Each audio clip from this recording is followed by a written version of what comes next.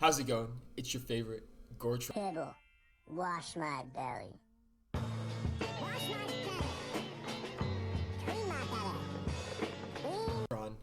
Today I've got a Vengir v Vengir match between one of House the Dirkter's newest recruit, Frex, and me. And we'll be playing this game through Frex POV, as he did a lot of he's kind of a beginner Vengir player. And he did a lot of good things. He did a lot of right things in the early game. In fact, I'd say his early game was almost perfect. But his play kind of started to fall apart towards the mid and end game. And so I just kind of wanted to talk about that. There's some good pointers. And without further ado, let's start this replay. So we got a very nice spawn for Frex right here. You know, we got the animal resource indicator. I would totally send this sword west towards that. And I'd totally send this warrior probably north and then northeast to grab this village. It looks like there's a village here, and if there is a village here, it's going to have very nice shared mines with the capital. And you can use that to get your level 1 workshop up right away. Now here's something interesting. A lot of people don't know whether or not they should go for a mountain ruin right at the start of the game, you know? Cost 5 stars, but you get good vision all around the mountain, and you knock out the chance for an explorer, which means you have a 1 in 4 chance to get one of... you have a 1 in 4 chance to get 4 different things. You can get population, which would be... it'd make the... If you get a population ruin, then this is totally worth it. If you get a vet sword, it can be worth it. I'll talk about that in a bit. You can get resources, which is definitely worth it because you put 5 stars in, you get 10 stars out. You can use that to accelerate your economy by a turn, which will give you an extra 2 stars on top of that. I think it generally offsets the lost tempo on getting the village.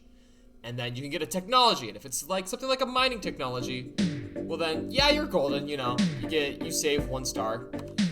You save 1 star on that, you lose a tempo, but then you also have access to climbing in the future, which gives you defense bonuses. It's generally pretty good. But in this case, I'd say you should avoid a mountain ruin. Generally, I avoid mountain ruins unless if they're like, if this mountain ruin was say here, right? And you're playing on lakes and you're like, okay, I could be playing into an opponent. If it's something like right here, that chance for getting a vet swordsman can really accelerate your tempo, right? It makes up for your tempo that you spend getting on here. And then just the extra, the vet sword just really gives you a domineering position towards this middle of the map. But in this case, it's kind of off to the side. You could justify going onto it. In this case, I'd say I wouldn't risk it. And so we see from Frex here, we got kind of a terrible water village, and we got a decent village right here. And so going into 3, this decent village becomes pretty much the jackpot.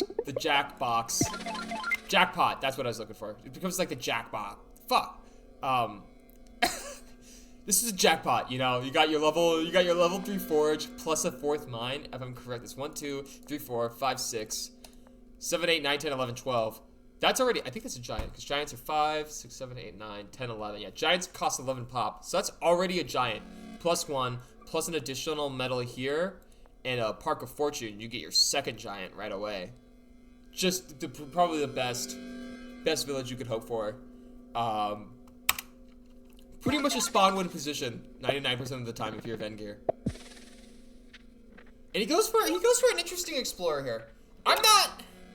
I'm not opposed to this explorer, as he didn't know what was going on over here. If I was up north here, that explorer could give him valuable information. And it also gives him access to this nice lighthouse, which puts a pop on his capital, which will allow him to upgrade his capital pretty quick. If I was in his position, I probably would have gone workshop, just because with Vengir, you really struggle with economy. But he knows he's playing into another Vengir, so you don't have to worry about economy as much. So you get some nice info, and it'll help him towards like the sailing stage as well. So there's a couple of reasons he chose that. Now, I definitely wouldn't have gotten this capital explorer, but it does work. Like this is just a difference in playstyle. It worked really well because he gets vision on as to where I am, right? And so now he can kind of change his game plan from like, okay, Gortron is right here. There's a decent chance this is their capital since it's already got a mine on it. And they play ahead of me. They're their host for this one. So honestly, I think it was a good explorer. Now they will be playing 2 stars behind me, assuming we have equal economy. But we're not gonna have equal economy because he has this crazy mine. It's pretty safe to assume Vengir doesn't have a start like this. Also, their economy. Like if you're checking the score, I mean, I guess we'll wait till the end of my turn to see if I match it up. So yeah, he gets that easy 5-star bonus on that. Alright, he does a pre. This is a mistake. You never wanna place down like something like a mine before you're ready to even upgrade the city. But it's fine. I don't think it'll change anything. So yeah, he does. He gets his 5 stars, and I think that puts him at 8. I think that already. Okay, border growth is interesting here. I personally wouldn't have gone border growth here. I think I would have gone. Yeah, because he could have gotten a giant this turn. So I think this actually might be a mistake here. Because if you choose not to border growth, then you go up to 9 stars. You go up to 10 stars per turn. And then you also have the monument. So you could choose to either double giant here, right? And so now your giant can go move down here, and then you can go sailing next turn, put the giant into water. That would be crazy. That's crazy tempo on your opponent. Your opponent's going to be bleeding. Actually, you probably should put your giant in water here, and you could probably just play for this capital. Or you could actually, if you wanted to, you could put giant on capital, pop growth that, then you're gonna grab this mine here. Also, this border growth. If border growth cut off his mine right here, so it's actually a pretty terrible border growth. I'd say. I think he goes. You should go pop growth here. Get the giant right away. Put monument on capital. Pop growth capital, and then when you grab this city has access to these. It has access to this level 2 mine spot, which can turn into level 5 market, level 1 to level 4 market, and then we'll just have your capital, kind of your weak capital, level 2 market. You want to be playing for markets for endgame, but Frex does not play for endgame here, which is like why the only reason you be border growthing is that you're playing for a much later position where it's like, unless if you have like crazy mines set up in the distance, but he doesn't have crazy mines in the distance. He had no idea what he's border growthing into. I think he wanted the water control. You don't really need the water control over here because you know your opponent's down in the south. It was that was probably the weakest move by our opponent. He lost a lot of tempo because of it, but he's still in a domineering position just because of how the city is situated. So he chooses to pre-cap fishing, which is a mistake. Fishing costs, that is a mistake. Wow, okay, so his mid-game's actually pretty poor. He's just carried by the high-level city. That's fine. We're gonna train him. This is why I'm making this video too, is to help train him up. Yeah, so fishing, the reason he grabs fishing before capture, so you save 1 star. My main complaint with that though, is that if you just saved the 7 stars on fishing, you could have upgraded this city immediately, get your workshop on it, and then you actually produce an extra star if you put a workshop on this, because workshop adds your stars by 2. Although, I think, because you can't even double port, right? You can't even double port anyways. So yeah, that is, well, now he can't double port. So I guess, let's see here. If he did choose to go not fishing first, then he'd be at 14 stars per turn anyways. So he could still double port anyways, assuming he meets me for 7 stars, like he did. So yeah, a better line would have been to workshop here instead of fishing. You'll produce an extra star, and then when you meet me anyways, not to even mention, you'll produce 2 extra stars because you'll have the workshop up here. So that gets his giant up. So he'll be actually at 15 stars per turn. Meets me for 7. So then he goes 7 into fishing. I guess it'd be 8 into fishing. Oh, that's interesting. Yeah, so you go 8 into fishing, down to 14, and you could go port, get this, probably I'd probably explore. No, I'd workshop here because you don't have access to this water. You don't have sailing yet, so I'd probably workshop here. Bring this to port so you can start going to these cities up here. And then you also have your port here for your giants to take. That would have been my line. Yeah, now he gets his workshop. Now he gets his giant. You can send that down. And he gets his little, he gets an explorer. Oh, the explorer works fine. Got it. Okay. Sean, I really got egg on my face. Man, that is just disgusting. He has such a strong start. I was going for, you can see that I'm actually going for a forestry Vengir start. I think I went mining into forestry in this position. Did I go mining into forestry? Typically, you want to go forestry first, since you save a couple stars by waiting. But when you see your opponent doing a forestry start as Vengir, there's a couple of advantages, there's a couple of disadvantages. The disadvantage is that you won't have crazy early giants like this, assuming you don't have like a crazy forage spawn. The advantages are, well, there's also another disadvantage to going for forestry opening, is that you don't have early water control. With the forages, you're able to level up your cities you're able to level up your cities faster than a forestry player. And while a forestry player will generally be able to equal your cities in level later on in the game, especially once they get mathematics, and then they can get mining for cheaper than hunting and forestry would be, you're still gonna have earlier water control. You're gonna have an early giant probably over a forestry player. But the advantages, I'm not selling forestry very well. The advantages are you can create some pretty crazy market spots that forages don't often provide. I say don't often provide because I was playing against Cloud Glider in a recent game. Maybe I should make a video on that game because Cloud Glider kicked my ass. That's some high level Polytopia. But he had like a level 8. He had a level 8 market from just mining alone. And it was like, well, what do you do against? You don't do anything against that. You can't do anything against that. Even like Zambazi can't do anything against like a level 8 Vengir market from mines alone, because that comes with like 3 giants for free. So he goes in the water here. I like him bringing the giants. When you got your giants out this early, put some pressure on this Forestry Vengir. Forestry Vengir is going to be behind on giants. You know Forestry Vengir doesn't have giants as quick as you do, especially if you have a setup like this. So, get your giants out and pressure this city. And so right here, I'd go sailing. He goes sailing. I like moving to this water tile. Port this giant. Start taking the city up here.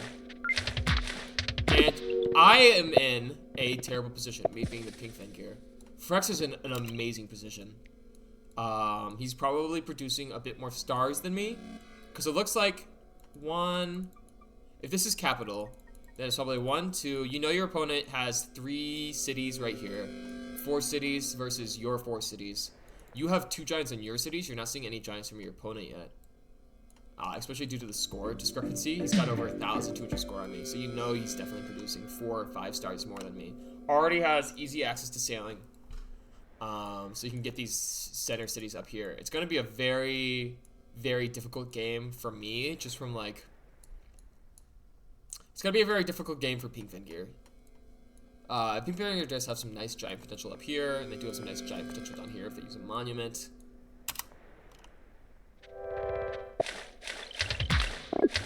And here, I didn't like this play. I think you have a huge lead. You want to force your opponent. Well, okay, maybe not, because I did have a pretty big score jump here. Like, there is the risk that there's just a giant sitting on the city. He doesn't have vision on the city. If there is a giant on the city, it'll do a lot of damage to this giant. So actually, you know what? Yeah, maybe that was the right play, just to scoot around it. But no, because he already has access to sailing, doesn't he? He's sailing with this guy. Honestly, okay, here's what he should have done. He should have gone sailing, right? Sailing right here, move to sailor right here, get vision on this city, and then because I don't think we're gonna do a little screen peek real quick. I don't have giants yet, so you can go sailing, shoot. Bring the giant, and now if you do that, you force me to giant immediately on him. Which is it's gonna be tricky for your opponent, because right now if you're looking at this, right? This Vengir's main goal is definitely, oh, I'm gonna put a market here, I'm gonna put a market here, I'm gonna put a market here, and it's gonna be like a level 8 market here, a level 6 market here, and a level 7, or a level, this would be a weaker market, but like a level 4 market here. right? You want to stop your opponent from doing that. Just because you have those early giants. You probably have a short-term star advantage on them. Because, like, look, if we're looking at Pink Vengir. Wow, am I actually outproducing him? No, because he has... Well, let me do auto. I'm making 19 stars. Yeah, I actually might be outproducing him just a bit. 19 stars to 17 stars, although he has more stars short term. You know, put some pressure on the city. Get a scout. And we're gonna go back to replay fog. Get a scout. Start yeah, get a scout. Start harassing me. Replay fog on, shared fog off. Cool. But instead he goes for the city. I mean, I feel like it's a very natural move, but it's not a very good move, right? It's like, oh, I'm gonna go up here, I'm gonna grab this ruin or this village or whatever. I'm gonna out expand my opponent. Put some pressure. You got some good pressure here. Could have done some good damage to my city. And even if I gianted there, you're forcing me to giant instead of focusing on just like mainly eco. So he grabs this. I think he's going for navigation. Get those 18 stars right here. Oh, it's crazy. First player to water is so privileged in terms of economy. I would like to see him scout. Okay. It's a terrible scout move. No, it's not a terrible scout move. Wow, okay. Yeah, I didn't think about it that way. He reveals this giant here. Which actually puts his giant in a pretty tricky position. You know your opponent has sawmills. If they've explored this at all, because your opponent's actually probably been seeing it. This is their capital, so they know. They know that your giants have been around this capital right now. They're probably either gonna giant immediately here, or they're gonna have a catapult in the fog. So this is actually a pretty bad move. Because you know they had a giant from their score, and you're just counting score at all. So he commits it like that. I think warrior hit scout. It would have just been better to move the scout right here. Warrior hit scout, then the giant out. Probably catapult hit, giant hit. Yeah, catapult hit. And then immediate. Oh, no giant yet, because then yeah, there's gonna be no giant because then your opponent can. They don't. You never want to be in a position where you have like one giant facing off against two giants. Like that's how you lose a lot of health really fast on your giants. That's how you lose your giants. But you can see I actually make a terrible blunder. Oh my god, this is so embarrassing. I just blundered my center city. And so all of a sudden I go from like an like a losing position, like an equalish position. I don't have water control, I have less cities, but I'll have good markets, to oh no, I just lost one of my core cities. My next city is now isolated. I have no way to giant this. My opponent can giant this. Very, very rough for me here. We see Frex go for roads. I approve of roads. I think in this position you want to be getting your basic markets up. I don't think he goes for markets though. I think he just goes for Bazaar, which is fine. Bazaar's good. Bazaar's a good monument. 1, 2, 3, 4, 5. You know he's gonna get Bazaar too. Plus with this, put the monument on here. Yeah, roads are actually a great play here. I really like that from Frex. Good way to capitalize on this thing. Good job putting pressure on the city of Heme. Let me see the combat. What happened this turn? So he goes, I'm gonna siege with the 17 HP to get away from this 28 HP, and I'm gonna put my giant in a position to kill this guy. Seems pretty good. Now you know your opponent's gonna giant out of this, and it probably means that this guy's gonna die anyways. So honestly, I think I would have hit with giant, siege with giant instead, just to do as much damage to this, like do as much damage down here as possible. I think he's playing it too coy.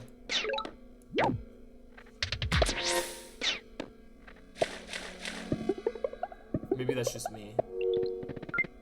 But yeah, get Bazaar up. Giant boost that city. Seems very strong. I got a crazy. I was trying so hard to find a way to unsiege this. I had a way to unsiege this, but I got a lucky population ruin, which is gonna help me go into trade faster. So I'm able to giant this out. I'm able to kill this giant for free. And then now his giant is caught between two. His giant's now caught between two giants. Which means if he hits this, well then I get like 20 damage off of that. Plus he's in catapult range. This giant's pretty much dead now. I think it would have been better if he just put the 10 damage into that giant, and then maybe it wouldn't have been better. I don't know. hits this city. Oh, man. In this position, the game is now over. Frex has won. Frex has won the game. Is what I... If Frex won the game here, I wouldn't be continuing the video. But the game should be won, you know? Like, it's like, now it's 28 stars to your opponent's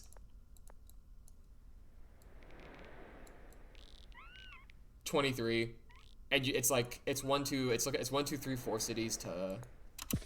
It's 4 cities to... It's 4 cities to 1, 2, 3, 4, 5, 6, 7.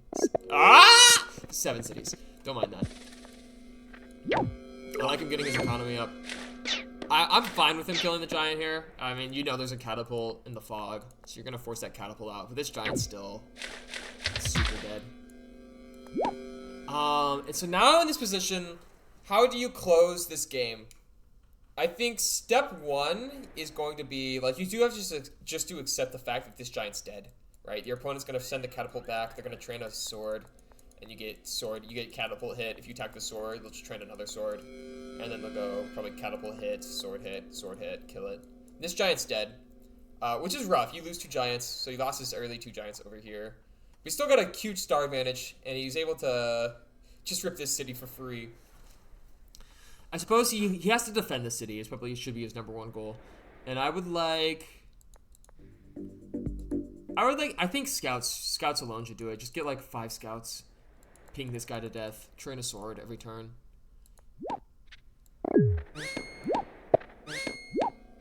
Goodbye, giant. Yeah, it looks like he has that idea. Actually, pretty decent micro here. Kind of, the giant dies here, but like, it's a giant trade, and in this position, you can giant trade. You have 7 cities. Your opponent has 4. But then you see the markets come up. So now, all of a sudden, even though it's 7 cities to 4, stars are now equal, which is... You're still in an overwhelming position. Frex is still in an overwhelming position here. But it's a lot more tricky now, because your opponent's techs are going to be a lot cheaper than yours due to the city limit. Or, like, this how cities affect econ. It's going to be tricky. I think he should bring his giant up west. Probably just close into Zerum. I think he has the right idea charging for this, but now he's playing at a he's gonna start playing at an eco disadvantage. I think, is it an eco disadvantage? Let me check. Yeah, he's playing at an eco disadvantage now, even though he's up 3 cities. That's kind of the power. That's kind of why Forestry Vengir can work. Is because like this late mid game position, they really start to get their engine rolling.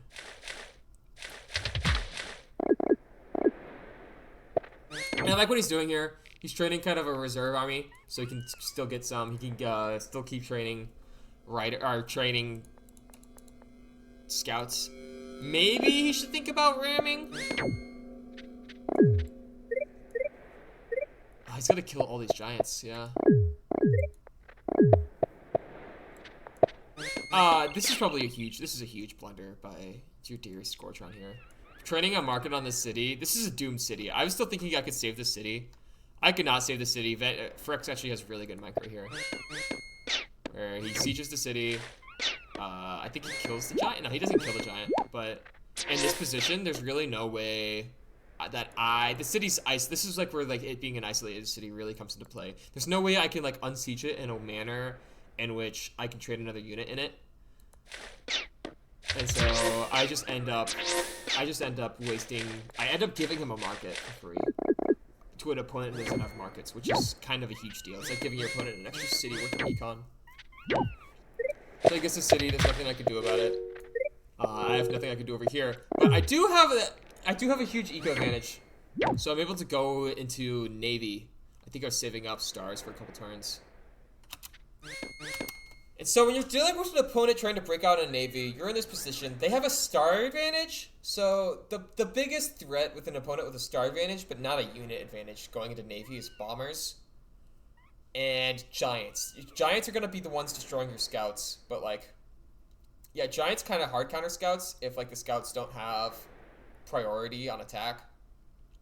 So you want to try to kind of play. You want to play away with your scouts, but you want to be playing. You want to grab like I think ramming as a technology because the rammers really heavily counter juggernauts and bombers, assuming they're unsupported. And I think this is kind of the biggest mistake that Frix makes. He lets me start getting these guys into position. He doesn't really have anything. I think he's just playing to keep the city alive, which I think he's gonna keep it alive anyways. So he chooses not to try to keep me contained. Also, I think he should have gone for this guy because now I think I have access to a bomber. No, I don't go. Bombers are too expensive. Yeah, technology's still pretty expensive. So go ramming. Now I really have a foothold in the Navy. I have 2 giants. They're gonna put a lot of pressure on here. You ported your giant. I think you probably need to report this giant. Frex's position really starts to fall apart here. Even though it's 8 cities, 1, 2, 3, 4, 5, 6, 7, 8. It's 8 cities to 3. I think he's because I gave him the market. I actually think he's making equivalent stars to me now. Yeah, because I'm making 40 minus 3, so I'm making 37 after this turn. And so Frex will actually go up to 40. Oh, I have such a blunder. He has 66 stars? How did he lose this? You go ramming. You start putting rammers on the juggernauts. You want to get the juggernauts out. Because if you're just going scouts into juggernauts, you're going to lose your scouts. They're too fleshy. And then he also makes a mistake here. He tries to go for the giant to put pressure on here. But you're going giant into sword hell. You're putting your giant in face of another giant, and it's like, okay, I'm in a winning position. Their giant's 17, my giant's 40. That's still 8 damage. You're putting it in range, or it's gonna be in range of a catapult. It's gonna be in range of multiple swordsmen spawning a turn. It's not exactly the spot you want. He gets the giant kill. That's good, but if your opponent has markets like this in only 3 cities, bombing only costs like, what is it, 7, 10, 13. Bombing only costs 16 stars. Bomber only costs 15. A single bomber shot gets you 7 stars of value. Plus, I guess, like, I will call it each second shot, like, worth, like, 3 stars of value. So you get 7 shots of value right off the top. Then you get 10, 13, 17, 18, 19, 20. A single bomber makes 20 stars worth of profit in a single turn. Plus the siege, plus the giants get in there. It's gonna be rough because you can kill one of the bombers right away. And you can kill the swordsman, I think. Can he kill the swordsman? He should be able to kill the swordsman. Let me think here, because you can go road, sword into position. Yeah, you can totally kill the sword. You can totally kill the bomber. But then your opponent has a second bomber that they could just train right away. Goes for the siege. This is a terrible siege, you know. Your opponent's stars aren't the issue. It's their ability to train units, and it's your pressure. It's their ability to like. You need to have pressure. You don't want to be sacrificing your pressure, right? This giant should have been on the water, helping to shut down this action. So that's the only way. That's the only way your opponent can get back in the game is by ripping like a city, because you lack water control. And he's also what is he spending his stars on? Hunting forestry? Actually, you know what? That's not terrible. No, it's pretty terrible. It's pretty terrible. Train, instead of hunting forestry to get 1 giant, you could train, I don't know, warrior, rider, port this, port that. That's like, you could put like 7 or 8 rammers onto the field instead of 1 giant. And I guess with forestry now you will get multiple giants up, but you'll get like a giant here. You'll upgrade this city.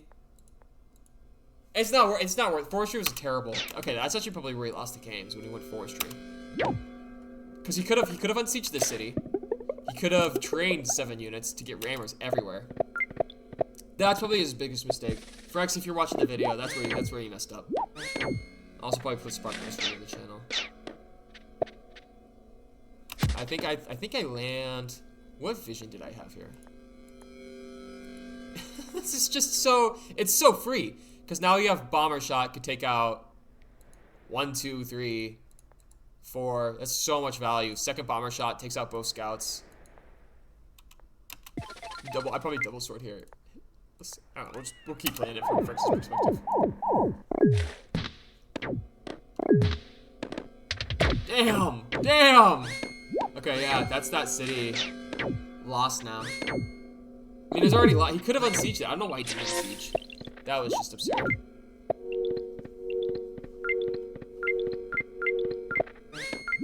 Just to re-establish all of his ports.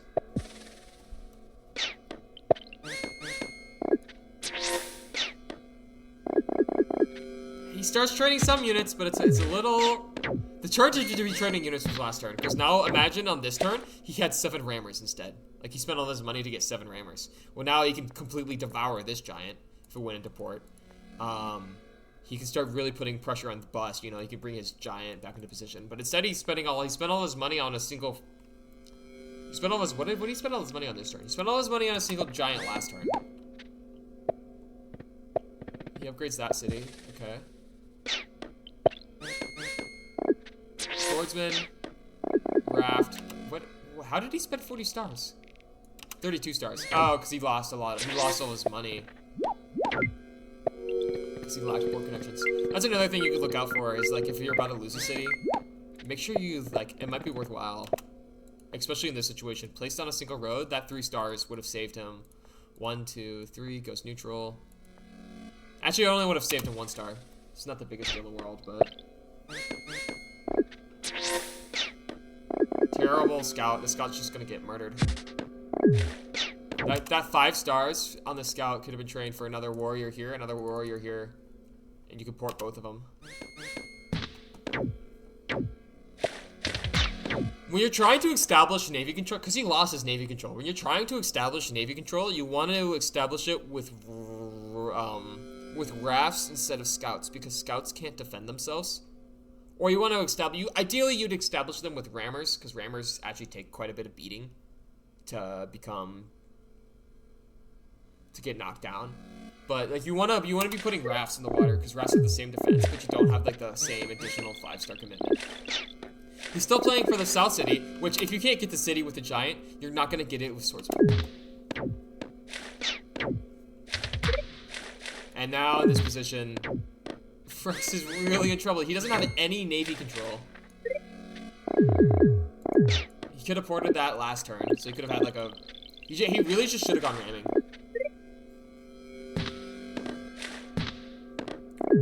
So now we just see the bombers really making, you know, 45 stars with the bombers, just spawn camping everything. I get to retake my city, and so all of a sudden from 4 cities to 8, or 3 cities to 8, I'm able to pull a win here. I think the biggest mistake Frex made here...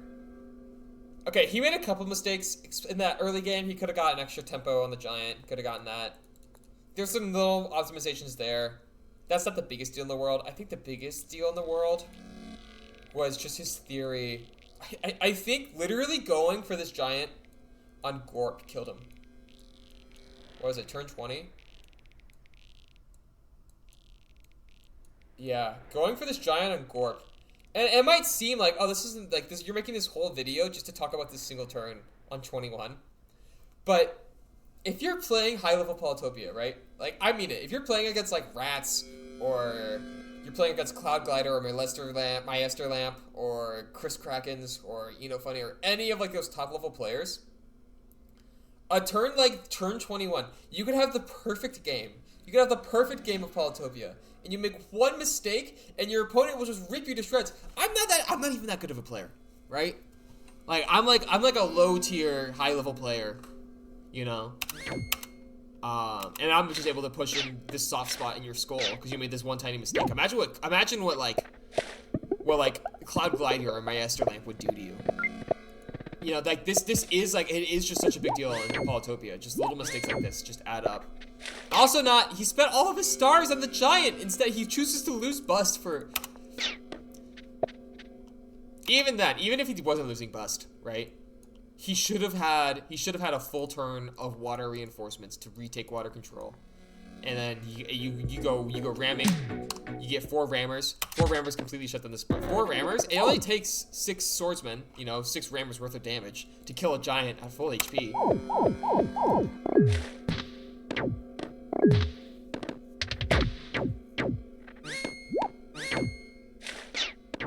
Yikes. Yeah, it's really just like, you gotta be looking at this in Polytopia. It's like, I guess the whole turn, it's just like, he lost his navy control because he chose to train this terrible giant on Gorp. Massive blunder, what are you doing? Anyways, that's about it that I have for you guys.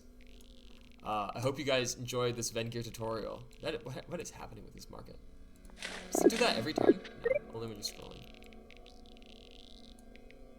Interesting code, issue 1. Yeah, that's gonna be it for today. I'm gonna be making a lot more Vengir videos because I've got a whole house of Vengir players I'm trying to teach up. I'm trying to teach them how to play Vengir at a high level. We're gonna win Copper League, baby. We got demoted to Copper League. We're gonna be bronze. We're gonna be facing in Polychamps bronze as a Vengir only house, going up against like Archipelago, Polaris, Yadak. It's fine. We win this. But unfortunately, they added a new tier. So now Polychamps goes Stone tier. God, imagine being a Stone tier player. I could never. Stone tier, Copper, Bronze, Silver, Gold, Platinum. I think the end goal for the house is to win Silver with Vengir only. That would be so funny. That would be so fun. I think